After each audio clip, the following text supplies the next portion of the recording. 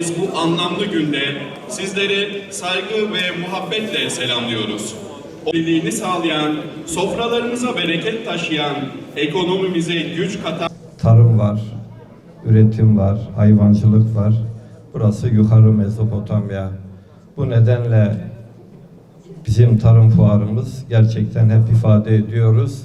Tam da kentimize yakışan, bölgemize yakışan, katılım anlamında, gerek ziyaretçisi anlamında, gerekse kamu kurumlarımız, sivil toplum kuruluşlarımız, medyamız ve destek veren tüm kuruluşlarımız anlamında verilen desteklerden dolayı gittikçe büyüyen bir fuarcılık hizmeti sunuyoruz. Ben bu anlamda başta valiliğimiz, Büyükşehir Belediyemiz olmak üzere bize destek veren, bu fuarımıza güç veren tüm kurum ve kuruluşlarımıza şahsımızda çok teşekkür ediyorum. Çünkü fuarcılık sadece bir kurumun veya bir şirketin tek başına büyütüp geliştirebileceği bir organizasyon değildir. Hollanda'nın yarısı kadar sulanabilir bir alanımız var.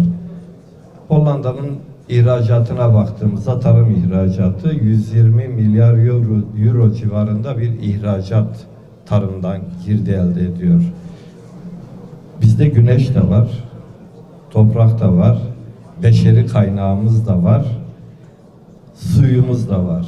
Ya burada bir yanlış yapıyoruz. Demek ki bizim aslında o tarımın temel unsurları olan suyu, toprağı, güneşi ve insan kaynağını doğru değerlendirdiğimiz takdirde Türkiye'nin değil ithal etmek tek başına Diyarbakır'ın bile Türkiye'nin tarım ihtiyacını karşılayabilecek potansiyelde olduğunu görebiliyoruz. Bu fuarlar tam da bunlar için önemli. Yani biz çiftçimizi sıradan üretimlerden çıkarıp modern, ekonomik katma değeri fazla nasıl ürünlere yönlendirebiliriz? Bunu yapmamız gerekiyor. Burada Tarım İl Müdürümüz de kendisine teşekkür ediyorum. Geldiği günden beri gerek bizlerle, borsamızla, yerel yönetimlerle doğru bir çalışma sistemiyle bunu sağlamaya çalışıyoruz.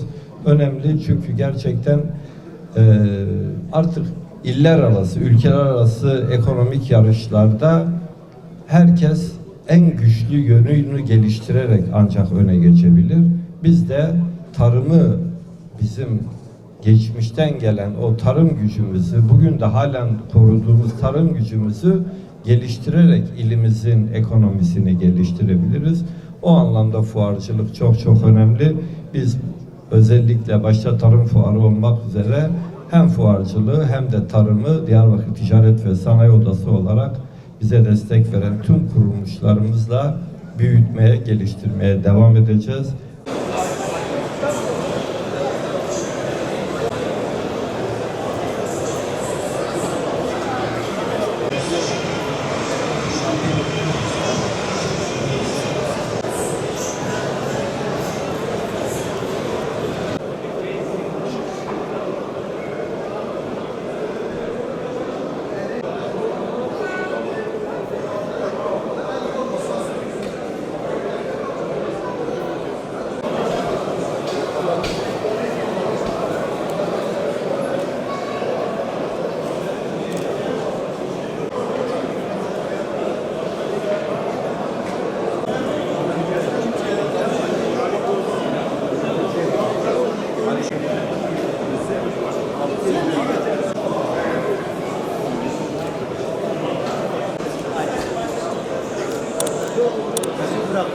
Bıraktı şimdi kendi besi için.